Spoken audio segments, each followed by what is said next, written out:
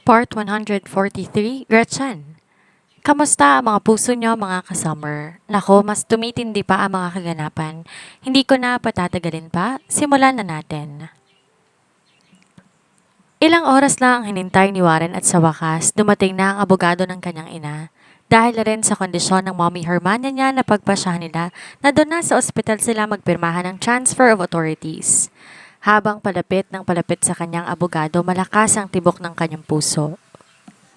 Kay tagal niyang hinintay ang bagay na to, sa wakas natupad na. And with Colin's downfall due to his wife's absence, namamayagpag siya sa buong Pilipinas bilang pinakamayaman sa lahat. Magandang hapon po, Mrs. Okomori, Mr. Okomori, ani Attorney Inares, ang abogado ni Hermania. Mahinang lumingon si Hermania sa abogado. Agad namang nilapitan ni Warren ang sariling ina. Mom, the attorney is here? Bulong niya. Napatango naman ang ginang. Bring him here. Bulong nito pabalik. Sinenyasan ni Warren ng abogado na lumapit. Mabilis naman tong tumalima. Gamit ang isang bakanting silya, umupo ang attorney malapit kay Hermania at nilabas sa mga papeles na kanyang dala. These are all the papers of the assets that belong to you, Mrs. Okomori. Kasama na rin dito ang papeles na pipirmahan mo nang sa ganon, maipasa na ng tuluyan kay Mr. Okomori lahat ng ari-arian na nakaregister sa inyong pangalan. Formal na wika ng attorney. Muling tumango si Hermania at bumangon. Agad naman tong dinaluhan ni Warren at tinulungan na makaupo ng maayos. Ilang sandali pa tinanggap ng ginang ang mga papeles at nilibot ang tingin sa paligid. Tatlo lang silang naroon. Nang sumalyap siya sa labas ng pintuan, sigurado siya maraming tauhan ni Warren ang nakaabang. Tinanggap ni Hermania ang mga papeles at binasa ang mga ito. Sa nanginginig niyang mga kamay, hindi niya mapigilan na mapaluha. Ang mga ari-arian na yon ang dahilan kung bakit nawala ang isa niyang anak, ay napariwara naman ang landas ang isa. Matutuwa ka ba kapag inilipat ko sa iyo ng tuluyan ang aking shares, Warren? Tanong ni Hermania. Sandaling natigilan si Warren pero kalaunan napangiti na rin. Hindi ko man inaasahan pero tatanggapin ko ng buong puso, mommy, at ipapangako ko aalagaan kong mga buti ang bagay na ipapasa mo sa akin. Puno ng kaseryosohan itong sambit. Mas lalo lang napaiyak si Hermania dahilan para maalarma na si Warren. Kinakabahan siya na baka nagbago ng isip nito na kahit nasa gitna na ng kamatayan ang ginang, si William at si Helena pa rin ang nais itong bigyan ng pamana. May problema po ba, Mommy? Kung di pa po kayo handa, wala pong problema. Pauwi na lang muna natin si attorney. Mahinahong wika ni Warren. Subalit sa kaloob-looban niya, nag-aapoy na ang galit niya. Bakit ba napakahirap sa matandang ito na isuko ang kalahati ng Okomori Empire, gayong anak din naman siya nito? Gusto ko munang makausap ang anak ko ng kami lang, Attorney Inares. Maaari bang iwan mo na muna kami? Baling ni Hermania sa lalaki. Sinulya pa nito si Warren bago tumango. Akbang kukunin ng lalaki ang papeles para iligpit, sabalit mabilis na umiling si Hermania.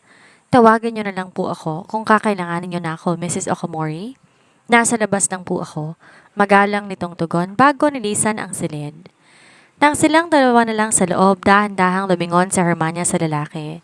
Pinagsawa niya ang kanyang mga mata sa pagmamasid sa mukha ng kanyang anak. Bahagya namang naasiwa si Warren sa klase ng titig na ipinukol ng sarili niyang ina. Napatikhim siya at nagiwas ng tingin. Bakit pakiramdam niya may nais tong ipahiwatig sa kanya? Magmula ng mga bata pa kayo ni William, malapit na kayo sa isa't isa. Magkaiba kayo ng ugali. Masyadong seryoso si William at ikaw naman makulit. Pero kahit kanon, pareho kayong mahal.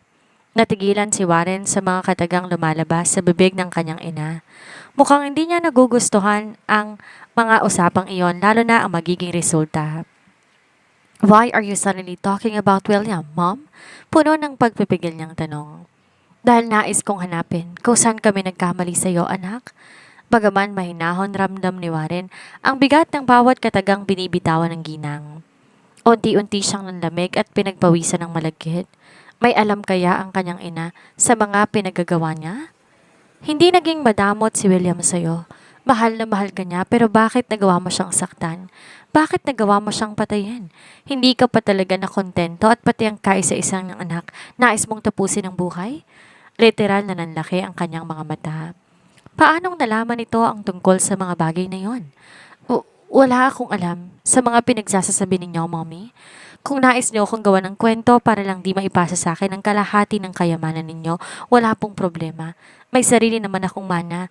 Ayos lang sa akin na wala yan. Huwag niyo lang akong pagbibintangan. Bagaman kinakabahan, pinanatili niya ang tatag ng kanyang sarili. I am your mother, Warren. Kahit masakit, I still want to believe you. Pero di ko rin kayang hayaan kang tuluyan ng maligaw ng landas. Umiiyak nitong wika. What do you mean? Kinakabahan niyang tanong.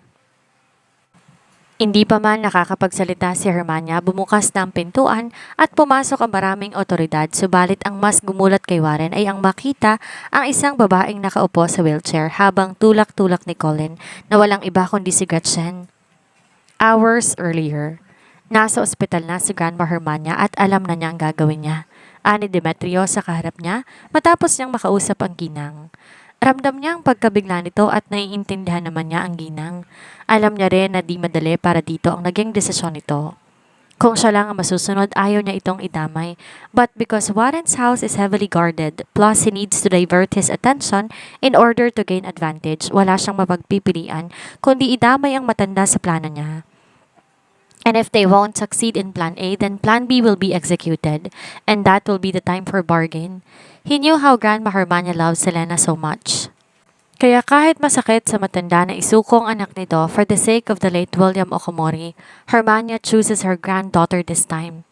That's good to hear. Tell your man to make an attempt for forcible entry at the hospital. Sigurado ko maaalarma siya dahil doon din sila magpipirmahan ng dokumento. Tumango siya at agad na inutusan si Jomar na magtungo sa ospital.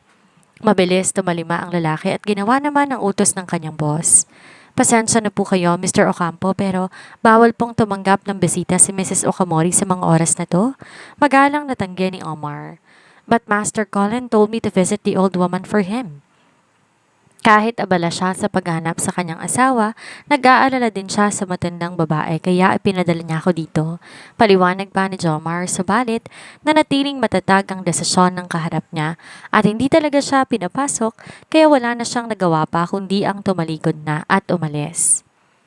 Pagkaalis ni Jomar, agad na lumabas si Warren sa pinagtataguan niya. That's like Colin. Bakit kaya hindi na lang nito igugol ang buong atensyon sa paghahanap ng asawa nito kaysa makialam sa bagay na tungkol sa pamilya nila? Magdadagdag ka ng mga tauhan dito sa ospital. Utos niya sa kanyang kanang kamay. But, Master Warren, marami na po tayong bodyguard na pinalipat dito mula sa mansyon. Sigurado po ba kayong magdadagdag pa tayo ng tauhan? Tanong naman ni Omar.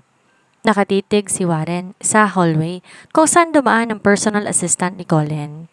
Oras na malaman niyang tinanggihan natin ang tauhan niya na makapasok. There is a big possibility na pupunta siya dito dahil magtataka yon. Mas mainam na handa tayo. Ayoko ng bolilyaso. Kapag napasakamay ko na ang buong shares, saka na ako kikilos para tuluyang lumpuhin ang lalaking yan. Pero, paanong seguridad ng bihag natin? Nag-aalala pang sambit ng tauhan niya. Teped ng umiti si Warren bago umiling. As what the spy had said, ang mag-amang Yamoto ang iniimbestigahan ni Colin. Kaya walang problema kung nasa pader ko si Gretchen. Isa pa, kahit anong gawin niya, hindi niya mahanap si Gretchen sa pamamahay ko. Nang masiguro ni na Demetrio at Ice na kumuha pa ng ilang mga tauhan si Warren mula sa mansyon nito para magbantay sa ospital, doon na sila kumilos. With Ice's advantage of advanced knowledge and securities, walang kahirap-hirap silang nakapasok. Marami siyang dalang tauhan, kaya malaki ang advantage nila at agad na napatahimik ang lahat ng bantay. Tell me, nasa ang asawa ko? Malamig niyang tanong sa isang lalaking nakaluhod sa harapan niya.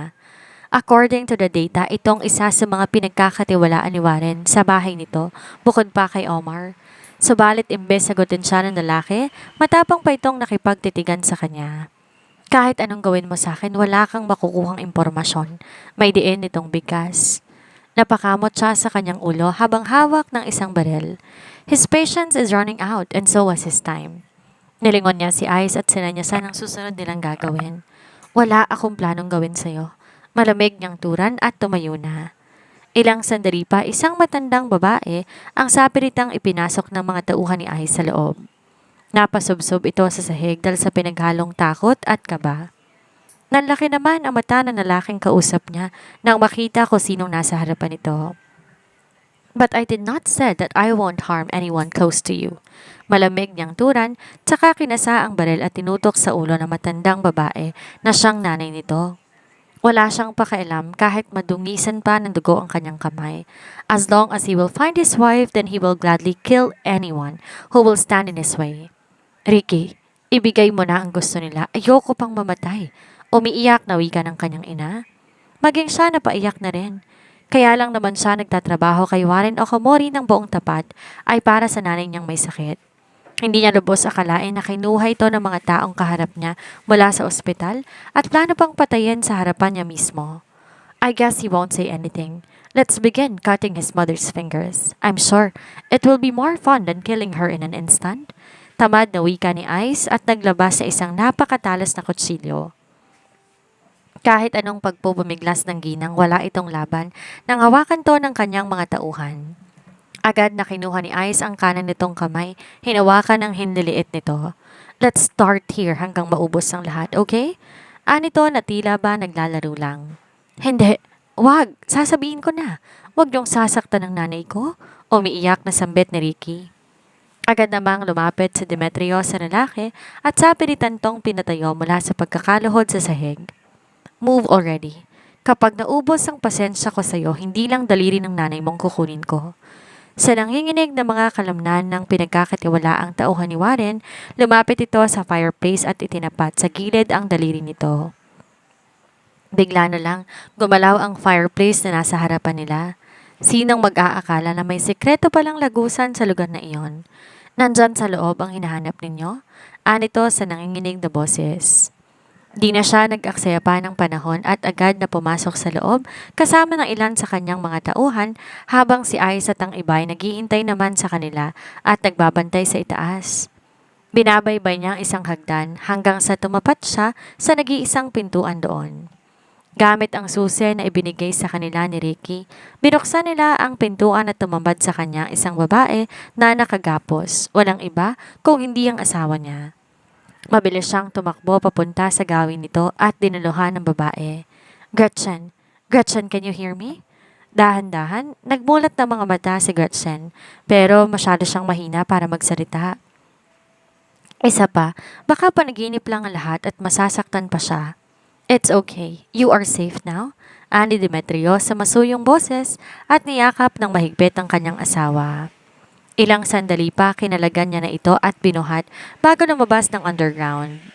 Nakapikit na ang mga mata ni Gretchen. Maputla ang mukha. Halos magkulay ube na ang labi nito.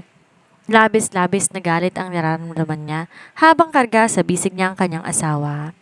Pagbabayarin niya ang lalaki sa ginawa nitong kalapastanganan sa kanyang asawa. Kami na ang bahala dito. We will just clean up. Dalhin mo na sa ospital ang asawa mo. Ani Ice nang salubungin siya ng lalaki. Di na siya nag-aksaya pa ng oras at agad na sinakay sa naka-standby na ambulansya ang asawa niya at mapalapatan ng paunang lunas. The patient is very dehydrated, Mr. Yamoto. It will take time for her body to recover, ani ng doktor. What about the baby? Is it safe? Kinakabahan niyang tanong. As of now, tinurukan po namin ang pampakapit ng bata si Mrs. Yamoto since we noticed a blood spotting in her. Napasulyap siya sa maputla at nanghihinang kalagayan ng asawa niya. That darn Warren. Halos 3 oras din ang tinagal bago nagising si Gretchen.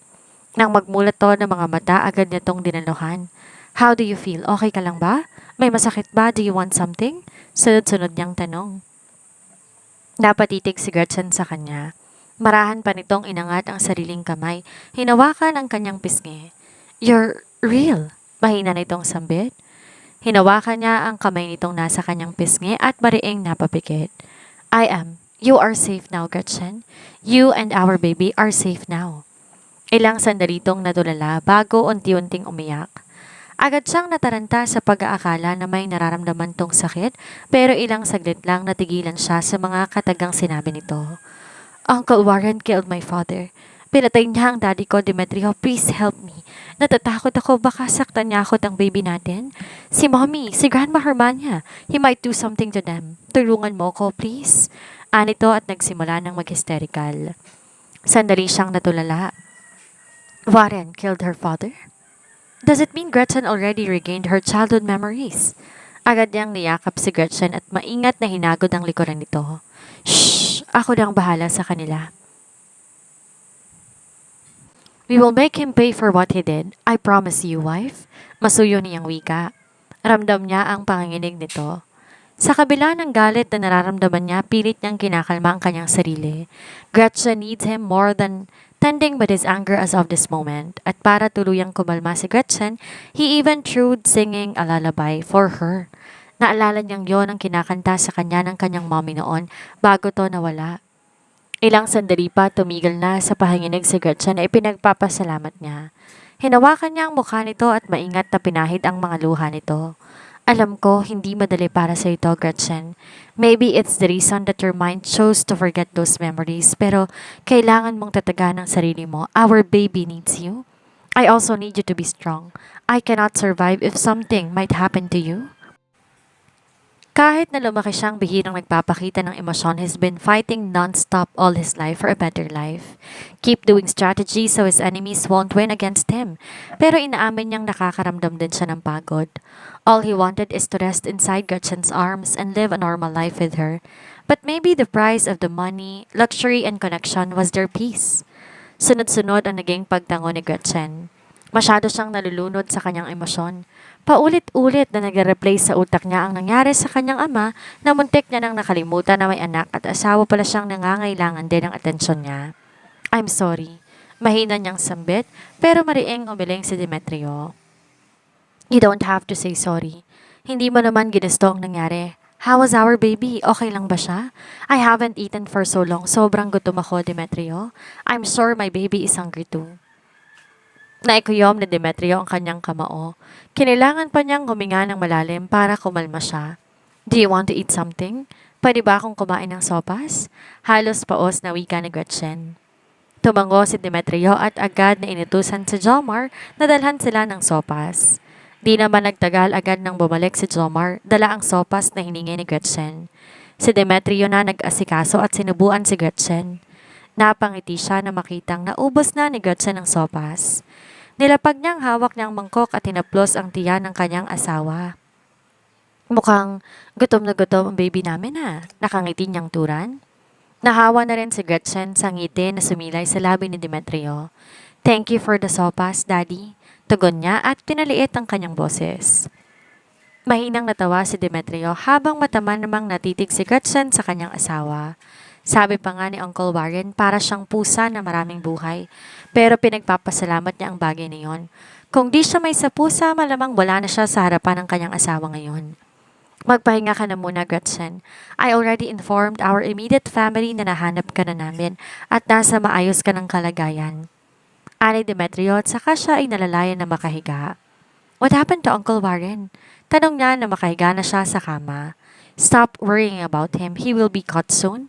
Kaswal na tugon ng kanyang asawa habang inaayos ang kanyang kumot. Napatango-tango siya. Nakaramdam siya ng kalungkutan na ganon ang sasapitin ng kanyang tiyuhin pero di na naman po pwedeng pabayaan na lang nila ang kasamaan nito. Lalo pat plano siya nitong patayin kasama ng anak nila ni Demetrio dahil sa kasakiman nito. Napapitlag siya nang hinawakan ni Demetrio ang kanyang kamay at mariing pinisil. I'm sorry about lying to your true identity. I just did that too. Natigil to sa pagsasalita, nakitapat ang kanyang daliri sa labi nito. I understand. Alam ko kung bakit mo ginawa ang bagay na yon, Demetrio. Aaminin ko, nagtampo ko nung sinabi ni Uncle Warren na nagsinungaling ka sa akin but eventually I understand why. Alam ko ginawa mo yon para protektahan ako at ang anak natin. Dinala ni Demetrio ang isa niyang kamay sa labi nito at pinataka na isang masuyong halik. Thank you for understanding, wife. Tipid siyang umiti bago maling nagsalita. What about Grandma Hermania? Alam na ba niya ang tungkol dito? I want to see her, Demetrio. Nakita ni Gretchen na bahagyang natigilan si Demetrio, dahilan para magduda siya na may nangyaring hindi maganda sa ginang. Agad siyang nakaramdam ng pagkaalarma. Mabilis naman siyang inalo ni Demetrio. She's fine, Gretchen. Huwag kang mag-alala. She's doing well. Dandalin mo ako sa kanya. Gusto ko siyang makita at makausap ngayon din. At diyan nagtatapos ang ating kapanapanabik na kabanata. Nakakahinga na tayo ng maluwag, hindi ba? Sa wakas, muling nagkasama sina Demetrio at Gretchen at ligtas na ang kanilang munting anghel. Pero higit sa kaligtasan, ang gabing ito ay naging saksi sa pagbabalik na isang pagkataong matagal nang nanakaw ng karahasan. Habang si Warren kampanteng naghihintay ng pirma sa ospital, hindi niya alam na ang bawat segundong lumilipas ay ang huling mga sandali ng kanyang kalayaan. Ang akala niyang pusa na may siyam na buhay ay narito na para tapusin ang kanyang panunungkulan sa kasamaan. Ang aral ng episode na ito, ang pag-ibig at katapatan ang pinakamabisang panangga laban sa anumang plano ng kaaway. Pinakita ni Demetrio na ang paglilihim niya noon ay hindi galing sa masamang hangarin kundi sa pagnanais na protektahan ng pamilya. Ngunit ang mas malalim na aral dito ay ang kapangyarihan ng alaala. Sabi nga nila ang sugat maaaring maghilom, pero ang katotohanan laging hahanap ng daan para lumabas. Walang sekretong hindi nabubunyag at walang kasamaang hindi napagbabayaran. Ano kayang magiging reaksyon ni Warren kapag nakita niya ang buhay na si Gretchen sa harap ng kanyang ina? At paano tatanggapin ni Grandma Hermania ang katotohanan na ang anak na mahal niya ay ang pumatay sa isa pa niyang anak? Huwag palalampasin ang susunod na tagpo. Maraming salamat sa inyong pagsubaybay at hanggang sa muli.